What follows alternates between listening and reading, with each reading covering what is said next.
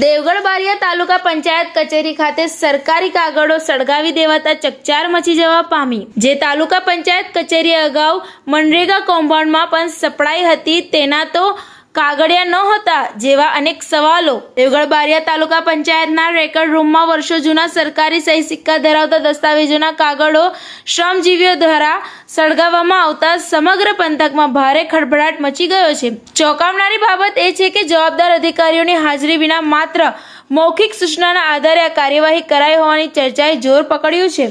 અત્યારે દેવગઢ બારિયા તાલુકા પંચાયત કચેરી અગાઉ મનરેગા હેઠળ કરોડો રૂપિયાના કૌભાંડનું કેન્દ્ર બની ચૂક્યું હતું અને તે કૌભાંડ સંબંધિત મહત્વના દસ્તાવેજો પણ આ જ રેકર્ડ રૂમમાં સંગ્રહિત હોવાનું સામે આવ્યું હતું। આવી પરિસ્થિતિમાં સરકારી દસ્તાવેજો સળગાવવાની ઘટના અનેક ગંભીર પ્રશ્નો ઊભા કરી રહી છે। સ્થાનિક લોકો અને જાગૃત નાગરિકોમાં શંકા ઉઠી રહી છે કે સળગાવવામાં આવેલા કાગળો ખરેખર ઉદય લાગેલા અને બિનજરૂરી હતા કે પછી કોઈ મહત્વના પુરાવા રૂપ અને પૂર્ણ દસ્તાવેજોનો નાશ કરવામાં આવ્યો છે। આ સમગ્ર મામલે ઉચ્ચ સ્તરીય અને નિષ્પક્ષ તપાસ કરવાની ઉગ્ર માંગ ઉઠવા પામી છે।